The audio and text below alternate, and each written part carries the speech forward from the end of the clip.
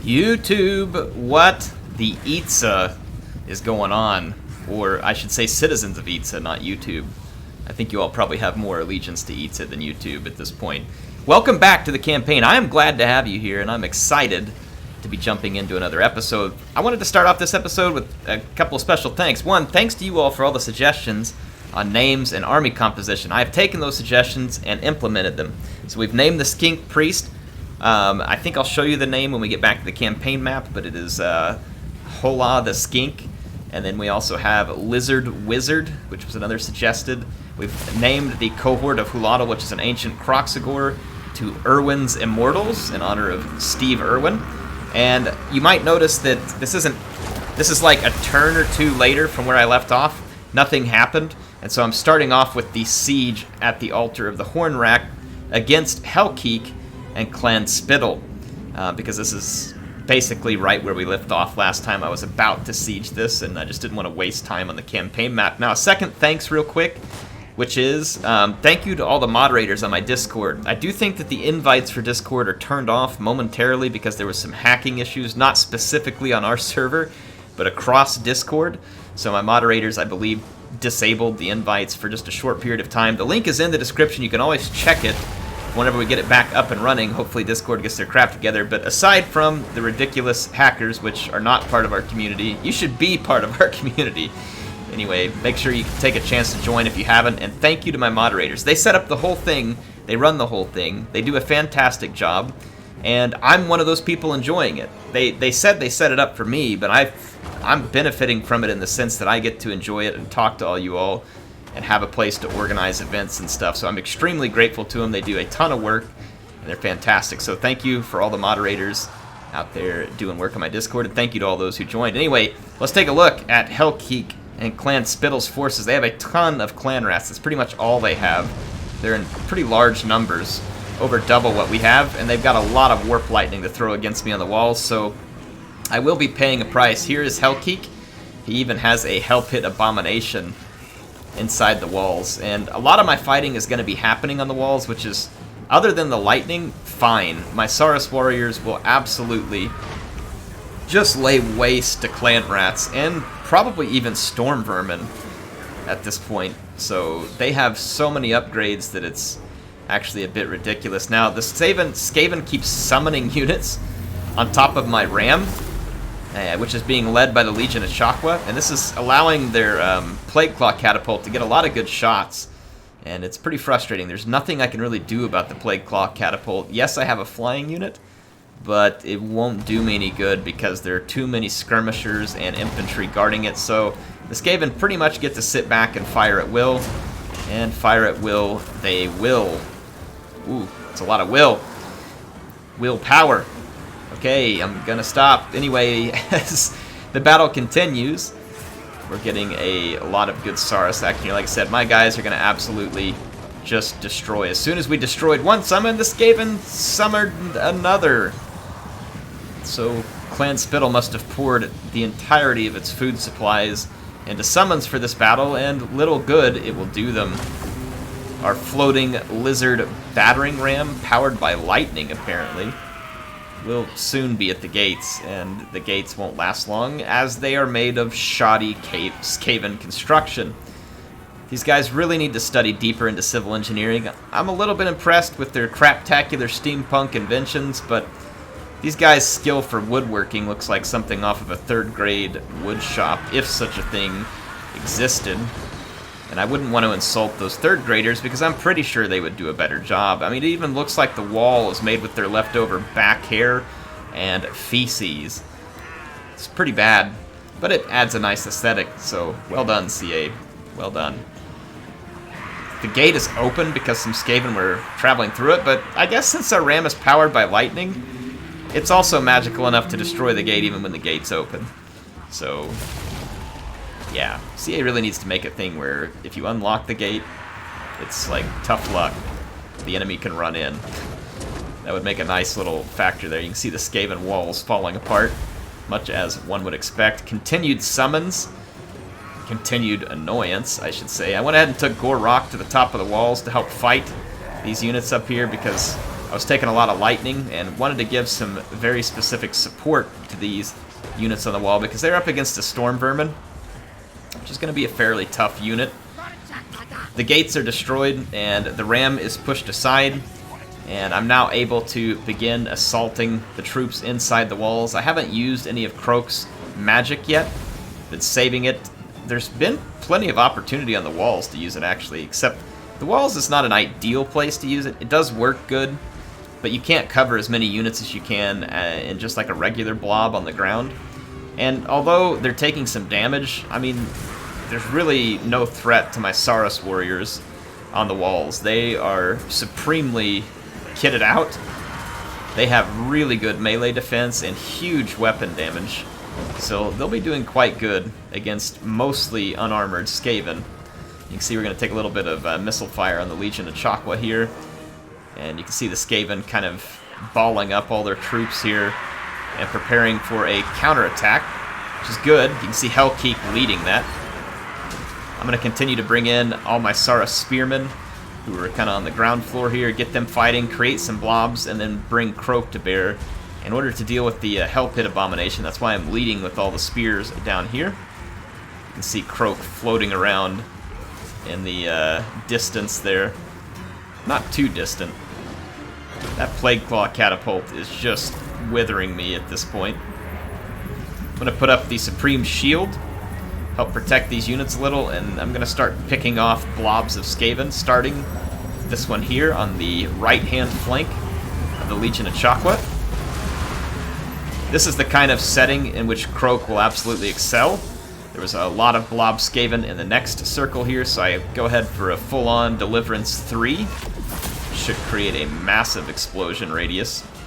And we're going to lay down a significant number of rats. And here in a moment, I'll be able to bring Gor-Rok down from the walls to try and help with this Hell Pit Abomination. This thing's going to be a bit of a tough target. Plus, HeirofCarthage is right in the midst of it. So here comes Gor-Rok, unfazed by the clan rats trying to slow him down. See, that Hell Pit Abomination is trying to get some work done, but the mighty Saurus Lord isn't scared. And I've got reinforcements waiting right outside the gate, and then as you can see there are more blobs. I'm just kind of recharging a bit of magic. I'm going to help out here on the wall. Some of my Saurus warriors were getting a bit damaged, so I'm going to destroy this little blob of Skaven troops that was on the wall, so we've hit them very hard. You see there's going to be continued lightning. This time though, it won't be too damaging. A little bit. But Gor-Rok has come in and helped slow down the Hell Pit Abomination. I'm now going to bring more spears, and I'll go ahead and bring Krok through as well. Use his terror to see if we can further break up the Skaven. So again, the Supreme Shield here protecting my Legion of Chakwa and another Saurus Spearman who really fought incredibly valiantly here against some pretty large odds. And then to all my units on the wall too, mostly unsupported, just on their own strength here. Just hacking away at rats almost non-stop. So you're going to see Krok's Terror already coming in handy with some units fleeing. And then over here we'll clean up some more blobbed Skaven infantry. Try and clear away to the victory point in the plaza of, I guess you call this a settlement, whatever this is. What used to be a settlement. So Krok is really throwing his ethereal weight around at this point, and so is Gor-Rok. Gor-Rok heals, and so he's taken almost no damage. You can see his leadership and stuff through here is just absolutely stellar. The Hell Pit Abomination has been alive too long, which is annoying, but Krok has kind of made up for it with 400 kills. And everywhere where I fight the Skaven, you can see that my Saurus warriors are coming up on top here. The Blessed Saurus warriors. Look at the leadership on these things. 114. Good luck, Skaven. You're going to need it. The Legion of Chakwa is wavering a bit here. It's unfortunate. More lightning in the background. I've got my Poha Sentinels up in the air, delivering some fire over here to help support an infantry fight. And I'm going to use Krok to finally clear this up. The Hell Pit Abomination dropped under attack from the Spears and Gor-Rok. And the last Skaven defenders were just cleared out by Krok. And And so the gateway is now completely free, and that actually breaks the resolve of all the Skaven from here to the victory point without even having to fight them. They flee. Yeah, folks, I think that battle maybe just needs to be like hashtag just better. Oh, man. Think again, Clan Spittle. You lose. And guess what? Sacked. Sacked. That should put us one closer to our mission, right? Messenger of the Gods. Yes. We got some good cash out of that. Now, part of me hates to do it, because I know I'm going to occupy it anyway. But it's Skaven. And do I really feel that bad? No. No, we don't. No, we don't. Ensure that one of the following, the old one trove, okay. Let's go ahead and start spending some of the looted money in fixing the broken settlement. I am going to actually probably keep this growth building just for a little while. And then we're going to build the old one trove, which is that mission. So, bada bing, bada bing. Actually, oh, I hate this because I want protection there, but I am safe to my south, so I think we'll be alright. And that's going to put these guys to where they start suffering attrition because they've lost their last settlement. The Pox March is now easily in reach for Gustav, who was kind of working this area to begin with. We're going to auto-resolve here. I'm going to sack this settlement as well. Complete that mission, so now we have a blessed Bastillodon with Solar Engine. We're going to occupy the Pox Marsh. So as far as our blessed units go, we're so blessed to have these units. Yeah, so we got one there. Anyway, we will take care of that soon. Now, one thing I didn't get to show you all at the beginning is I did take care of a couple of names for you. I looked at your comments. So in the comments, you all asked me to name the Skink Chief Hola the Skink. So he has been named. The Lizard Wizard, the Priest of Sotek. So this is another one you all came up with. And then we named the cohort of Huatl after Irwin, Steve Irwin. To honor that awesome man. Rest his soul. He was amazing. So yeah, we named it after him. So Gor-Rok and his upgrades here. Let's see here. We've gotten all the way through the Geomantic Sustenance and onto Renowned and Feared, which is helping to cut cost pretty significantly. We now have this Honored Elder, which is going to cut upkeep costs for Temple Guards and Saurus and Cold Ones. So again, might as well take this. We will definitely want Unflinching soon enough, but let's go ahead and get this Honored Elder. So that, once again, should just kind of add to the lowering the bottom line cost of all of our armies.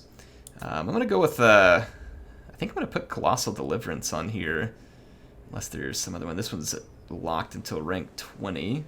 I don't know, though. The extra magic reserve is actually a really big deal.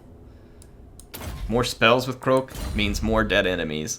So I think we're going to take that route. So we've got the Vampire Coast all over us, led by Luthor Harkon once again.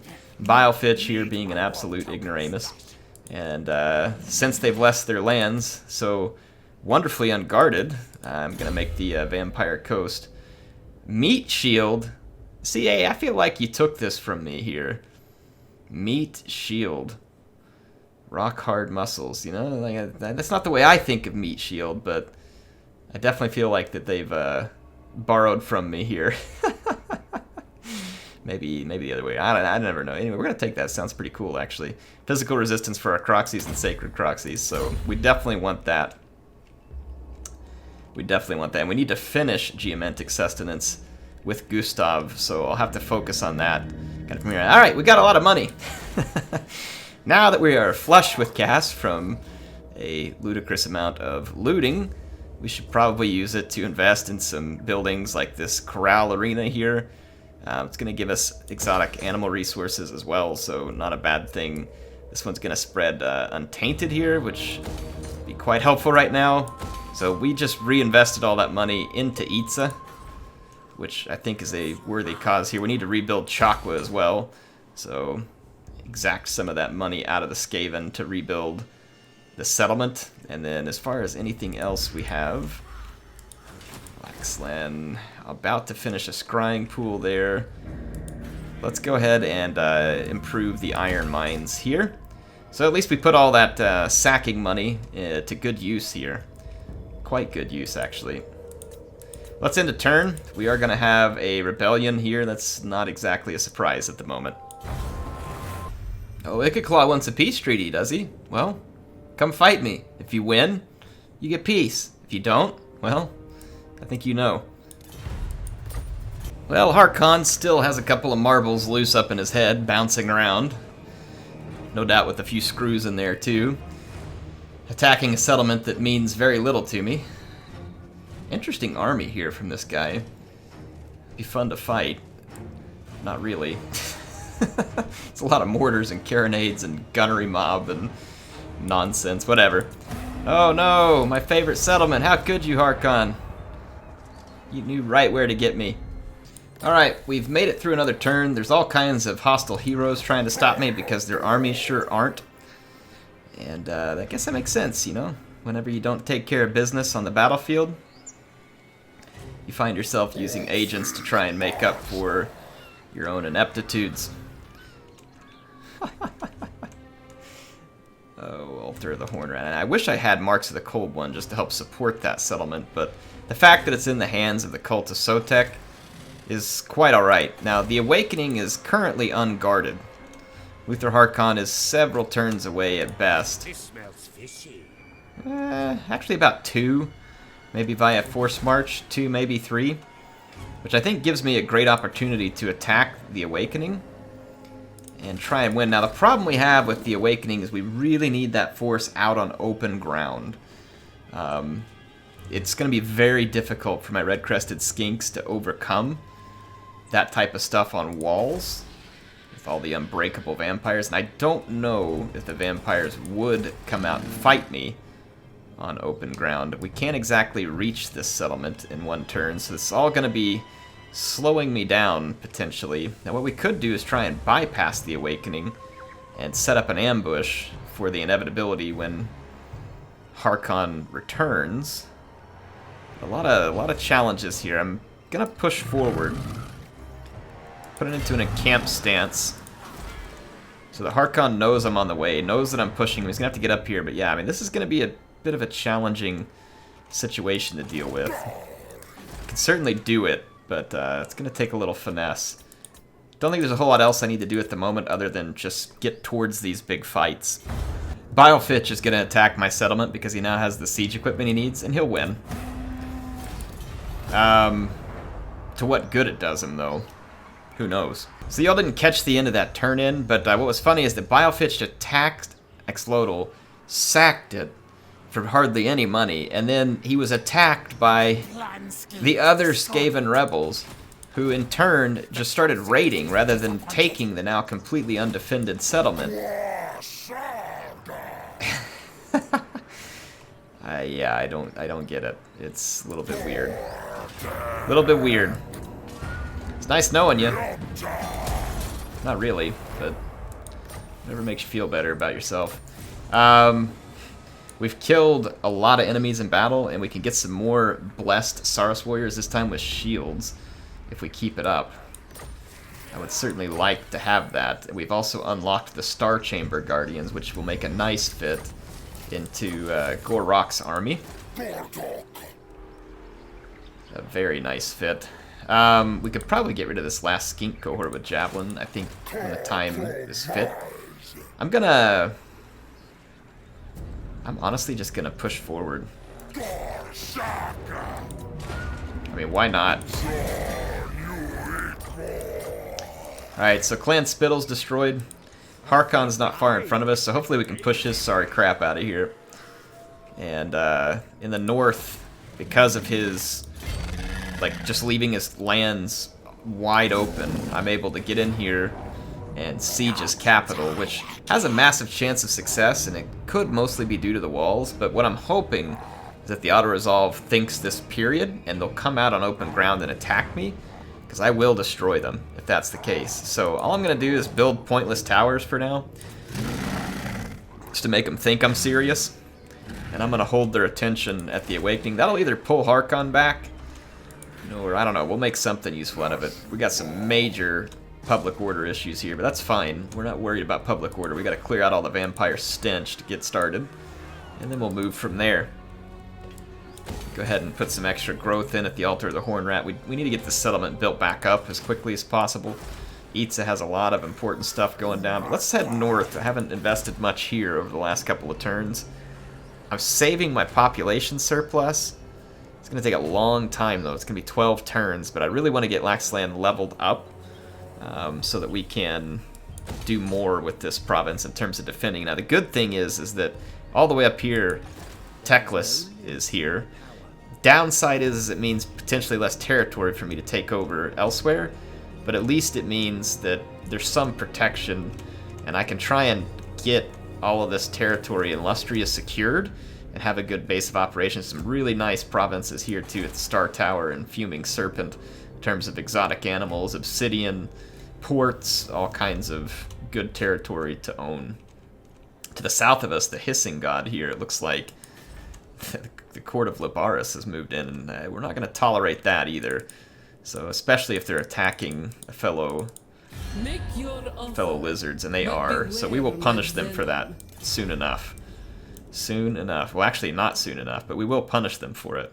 Looks like we might be able to pull off trade with some of those factions, but we don't trade with disgusting skeletons. That is just not going to happen. So we're going to prioritize lizards here.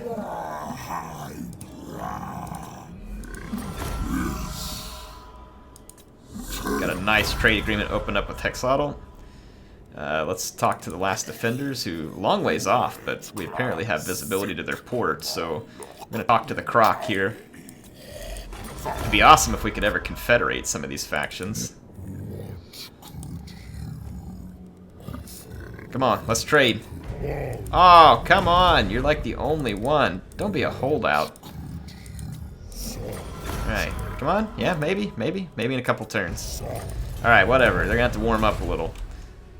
But that really is going to bolster us, especially as we gain more trade resources when we rebuild this this province here and then this other one here. So as we take River Careza and the volcanic islands, we can build up even more income pretty quickly here. We're going to go ahead and do this research on interpreting the old one's meaning, and then I'm probably honestly going to get rid of the scrying pool after that. It's not really the building that I wanted up there. Let's go ahead and get unflinching. So if I start getting beat up a little bit, he becomes unbreakable and gets a lot of extra melee attack. I'm okay with this. We got more to do with the Great Lizard as well. We're not done with him by any stretch of the imagination.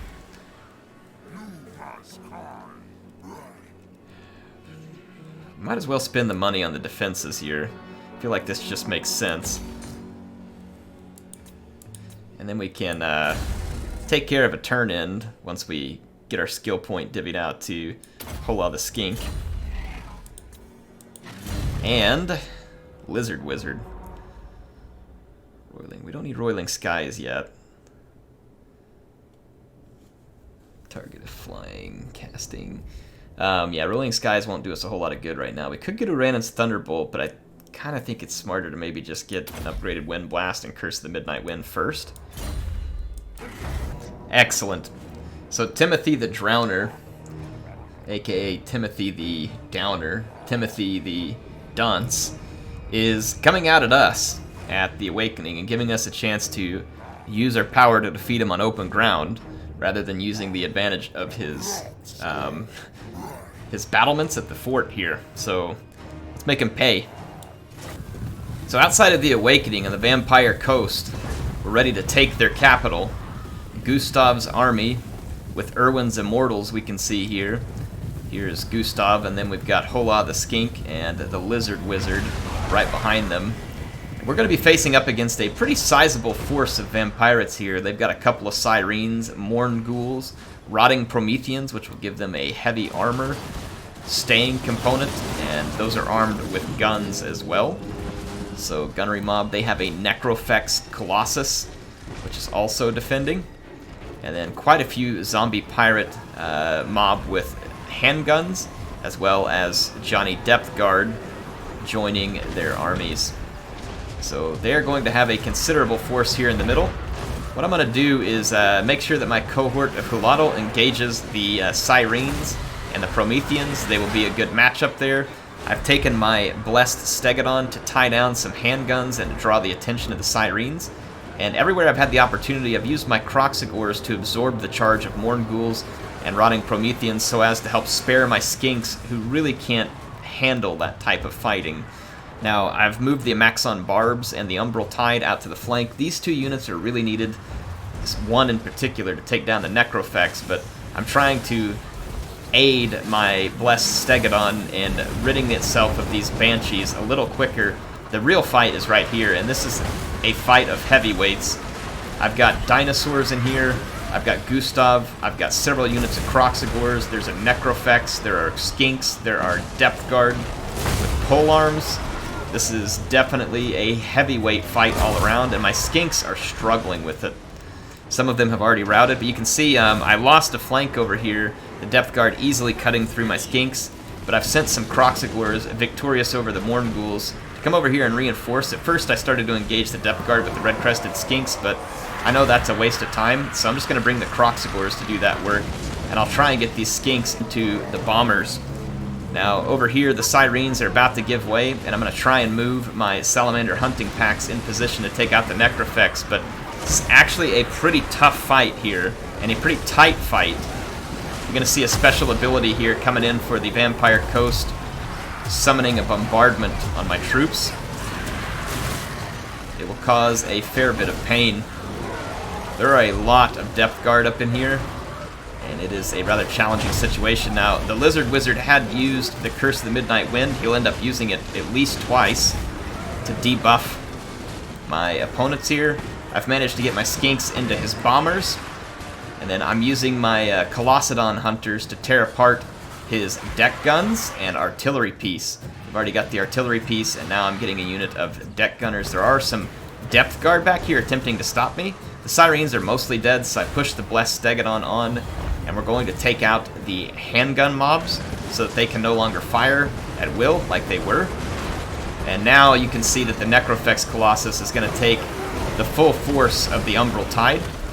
And the Umbral Tide is very, very effective against a unit like this. I'm pretty sure that the Necrofex, it's not weak to fire. You would think it is because of being an old wooden ship, but it's not. But it is very much getting wrecked by a specific anti-large unit. And now the Amaxon Barbs are going to join in, though their damage won't do nearly as much. You can see the Necrofex Colossus getting absolutely shredded. And this thing was owning in this fight. Like, there was a point at which I kind of had to pull Gustav back for a minute because he was in so much danger. But Necrofex Colossus is down. Only a few Rotting Prometheans left. The Gunners are now trapped.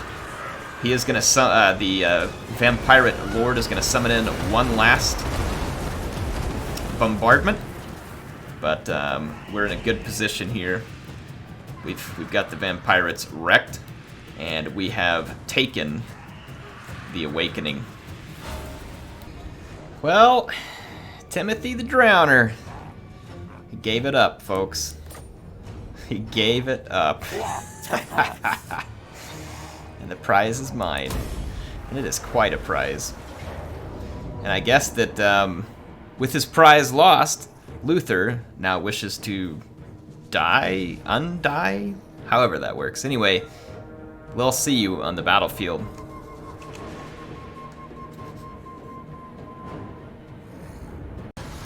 Well, with nothing but sand and hermit crabs pouring out of his ears, because we know there's nothing left in between them, the nutter, Luthor Harkon, I mean, look at him. This guy is completely out of his gourd here. Anyway, he does have an army that will be somewhat tough. He's got these giant hermit crabs with handguns, the Rotting Prometheans. They are going to be very well armored, and a pretty difficult target to take down. There's a fair bit of Depth Guard. And he's got some hand cannon versions here of the Depth Guard. 2 carronades, and I believe 3 mortar batteries. And the mortar batteries are aligned in the back. I'm approaching with my spears up front to intercept the large and armored Rotting Promethean gunnery mob. And then in the background, I do have my Vanguard deploy troops here. I'm moving forward the Sneaky Snacks, the Papa Pot cohort, and 2 other Blessed Chameleons, as well as the Poha Sentinels. And we are going to come under a withering barrage of artillery and gunfire. There is not a whole lot that can be done about it at the moment. I did use the ability on the Legion of Chakwa to help, and it only helps for so long, unfortunately. So I'm going to go ahead and just get right in here. This is going to put Croak at risk, but because he can heal, I'm willing to put a little more risk there. You can see now that we're going to get the Pop-Hapak cohort here into the back of the artillery pieces, start disrupting them, use Croak to provide a little bit of assistance here in terms of damage resistance, and then I'm going to actually use his ability to try and whack this depth guard and the mortar crews all at once. I'm going to pull back my units for another charge while they're getting exploded. You can see it was a pretty effective Deliverance of Itza, but some of the units here will not be affected by Deliverance of Itza. Quite honestly, it's not the infantry fights here that concern me. It is the ongoing massive artillery, guns, and other stuff that is going to be annoying. See here, the Vampirate bombers are going to get attacked by my Skink cohort. Should be a good matchup for those guys, able to take them out. You can see over here, Nutter McHarkon getting shot in the face by my Chameleon Skinks. Of course, this guy just wants to skirmish. He won't want to actually get into any combat. He doesn't have a Death Shriek Terrorgeist, so it won't be too brave. Now, Croak took a beating amidst these rotting Prometheans. Was not a great fight for him, but I managed to get him pulled out. Unfortunately, he's still taking some fire, but he is healing, which is keeping him in the fight. And you can see now his hit points on the way up. And the Vampire Coast Army is kind of beginning to fall apart. There was a few infantry left balled up here. Not a whole lot elsewhere for me to hit with the Deliverance of Itza, but we'll get rid of these few.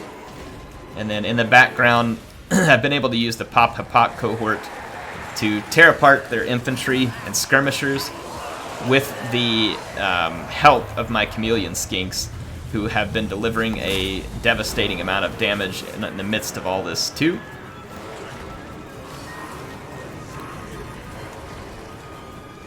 Huh. Is this the Fleet Captain? Yeah, Fleet Captain, Lore of Death.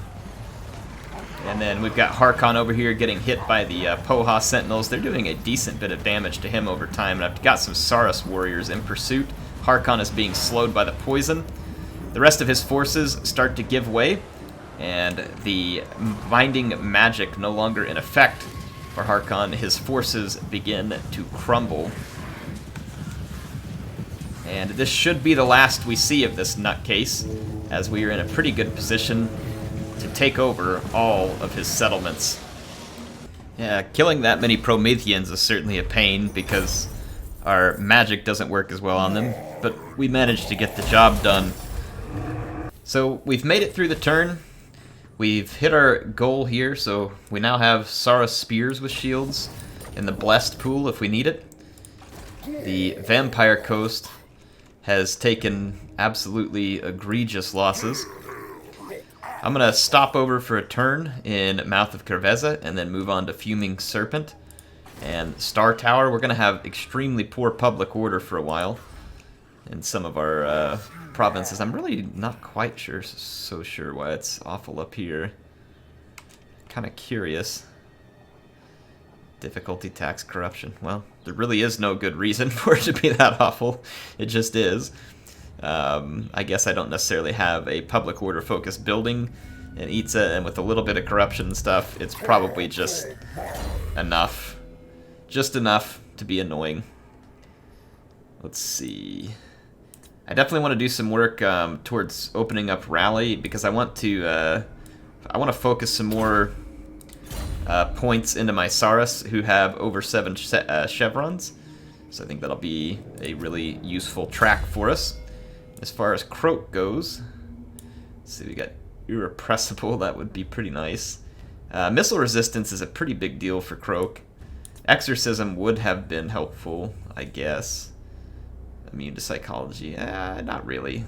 I'm not really worried about that one. Could be useful in certain situations. Damage resistance while casting is never a bad thing, per se. Let's just go ahead and do telekinesis. Prop up that missile resistance. We have a fair bit of money once again. Let's take a look at where we can build and kind of how we should prioritize. I think more trade goods would be nice. We have a considerable trade open at this point. So there's very little to be done here, but we'll go ahead and do it just so that province can kind of get fully kitted. I'm waiting for the surplus point here so I can spend it at Laxland, and then yeah, we can go ahead and spend some money here too. I think I definitely want a Geomantic Pylon here. I think Untainted, we want to leave that for the time being. Weapons crafters. This building is unnecessary here. We should tear it down and replace it. And we should get some defenses in place and repair the Pox Marsh while we're at it. We're getting close to being able to run through a ritual, I think. We're going to repair all the buildings here at the River of Kerveza, and I know that the public order there is poor. I may stay put for a couple of turns.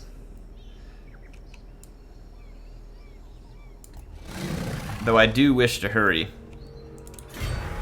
because I really don't want to lose Fuming Serpent to another faction who may be at war with Clan Scryer.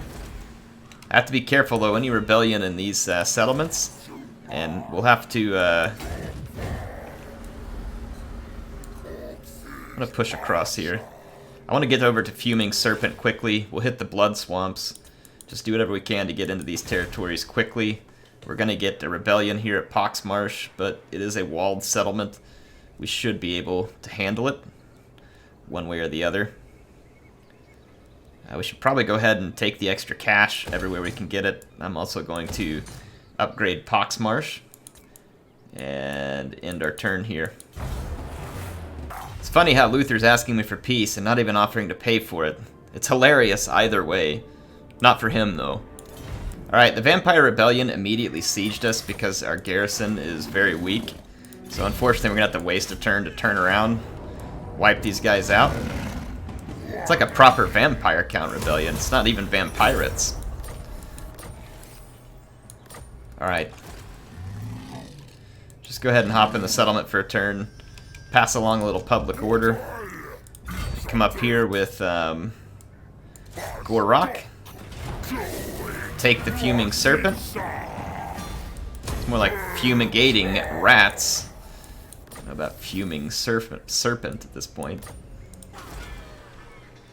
So that is under our control. I'm going to tear that building down and put in our trade building. Mouth of Kerveza is going to rebel this turn, so we're going to have to hurry back.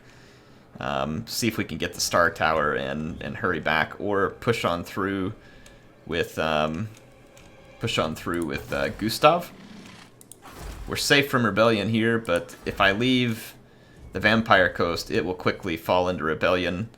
What I could do is make another army where needed. This is interesting. There's a siege going on here at the mortuary.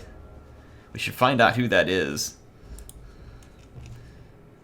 Be curious. Yeah, let's leave that beat. Let's see. Gor-Rok has a skill point. And I'm going to put it in rally.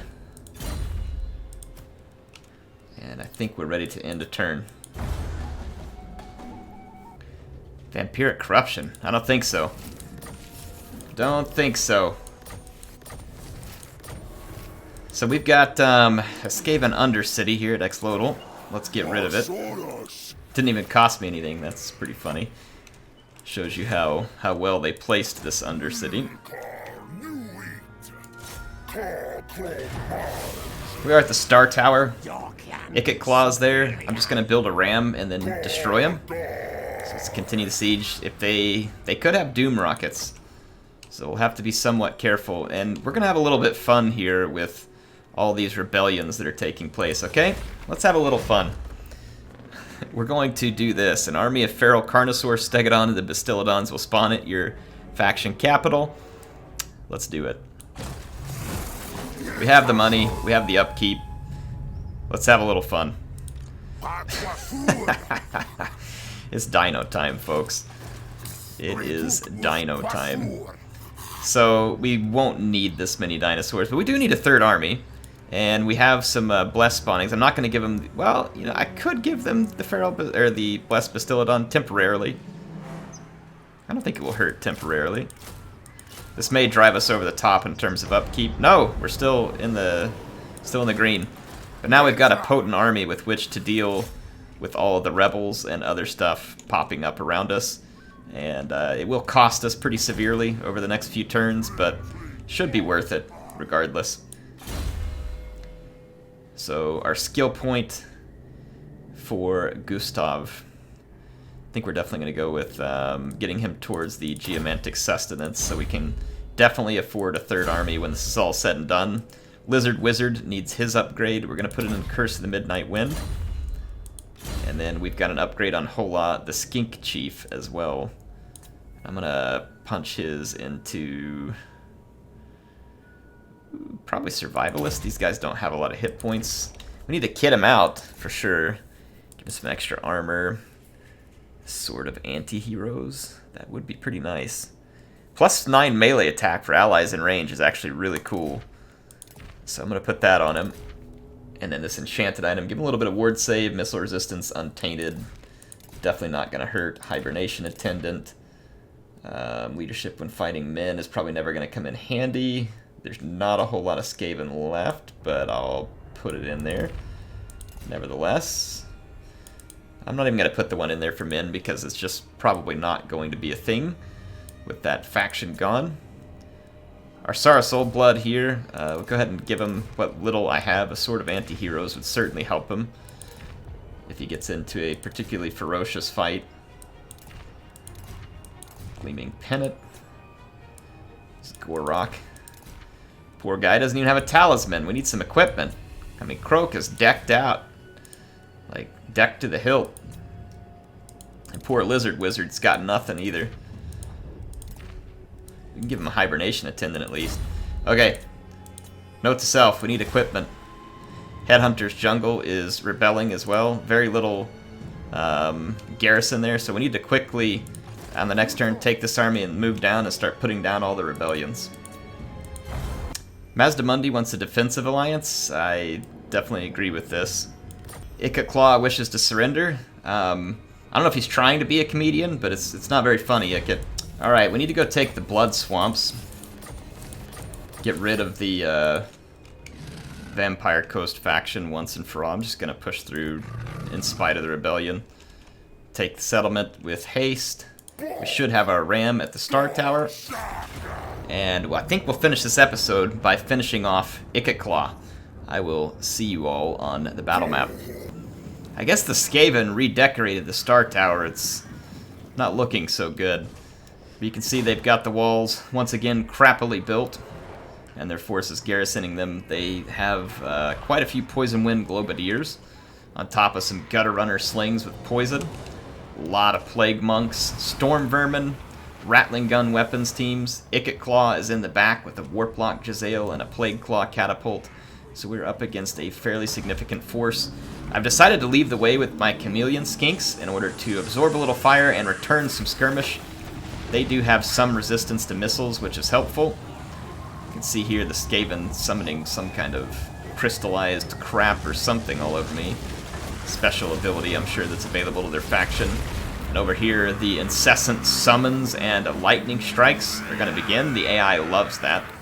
To put down a summon and then strike you with lightning. The Plague Claw catapult is going to be a nuisance, and there's really not much way around it. I didn't want these Poison Wind Globadiers taking a lot of shots, so I decided to go ahead and hit them. So they will be delivered into the next life. And you can see my Saurus warriors now reaching the walls. We do have a little ways to go with the battering ram because it is quite slow. But again, as we have seen in previous battles, my Saurus warriors will be very capable combatants on the walls. And after a short ladder climb, able to start getting a lot of work done for me. I'm kind of giving a little bit of damage resistance to these units. I should have waited until they were actually on top of the wall or getting hit by lightning specifically. But here comes the brass orb. Or no, sorry, that was my deliverance. No brass orb there. So the Skaven get delivered. Over here you can see the Rattling Gun Weapons team doing a lot of damage to my Saurus warriors who are trying to get up on the wall. They're also getting picked at by Warplock Jezzails, so we're taking some very significant damage in that vicinity. No damage to the gates yet, but it's about to start. Another summon outside here trying to attack my Saurus warriors as they climb the ladders, though not a whole lot of point to this. There's Chameleon Skinks there. The Saurus warriors will beat them. Honestly, the Chameleon Skinks could possibly beat these guys in melee. But it does disrupt my ram temporarily, which is pretty frustrating. Meanwhile, I get wind of this unit over here taking a lot of damage, and I want to lend some support against the Rattling Gun team with Croak, so I'm moving that way to see if he can be of service. You can see here the Skaven routing in through the gate. With the gate open, you would think that my guys could just walk through, but again, another strange mechanic. It's the invisible gate. It opens and closes, but it's there and you can't even see it. Rattling Gun team will take some pretty solid damage here, losing most of its hit points and being severely weakened, but I also got hit by a brass orb at the exact same moment, and the Rattling Gun team continues to dish some absolutely devastating damage to my Saurus warriors. However, the gates are open, and the fight on the walls is not going well for the Skaven. Their leadership is alive somehow. I'm not really sure how they survive that many Saurus warriors surrounding them, because the Saurus warriors deal a lot of damage to those fairly low armor units. Sorry about that, the gates were not open. They're almost open. They were just open again due to routing units. You get more lightning up here against my Saurus warriors. Definitely sucks because they are kind of bunched up in the midst of fighting on the wall, so the Skaven do get opportune moments to use that lightning to devastating effect. It's actually even most effective probably whenever you're coming out of a tower. So the ram did its work, fell apart, and disappears. The magic continues. Speaking of magic, those Skaven have way too much magic. So I managed to get a couple of Saurus warriors on the ground. However, there are some Storm Vermin, Sword and Shield variants coming here to intercept my Saurus warriors who were making for the victory point to try and clear it out of Warplock Jezzails and other annoying units. Meanwhile, my troops are getting into the gates. The Skaven all kind of climbed up on the walls at the last second and decided to fight me on the wall rather than the ground. An odd decision, to be sure. You would think they wouldn't want me just gaining access to the ground, so I pulled Croak back over. I'm gonna get brass orbed over here by Ikit Claw. But now we're able to get a significant number of troops in, and I'm gonna use Croak. There's a huge blob of Skaven up here on the wall.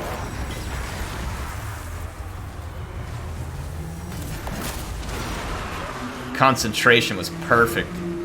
Killed a large number of Skaven there and really broke the leadership of all the remaining Skaven by killing so many of them. So the Star Tower is ours, and Clan Scryer is defeated. And that really should be the end for Ikit Claw, and Clan Scryer should be fully defeated. No. They are not. It does not say that their faction is destroyed. So they have a presence somewhere else. I do not know where that presence is, but one can only assume. Anyway, on the next episode, we're going to pick up here, which is I have to go destroy a spam from Ulcest Cackle. Anyway, hope y'all enjoyed this one. HeirofCarthage signing out for now. I will see you soon.